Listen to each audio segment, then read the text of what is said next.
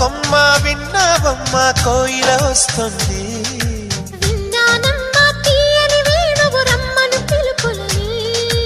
నాటు దుత్తి దుక్కుతాన దుత్తి తాకు తాకుతాన నాటు దుత్తి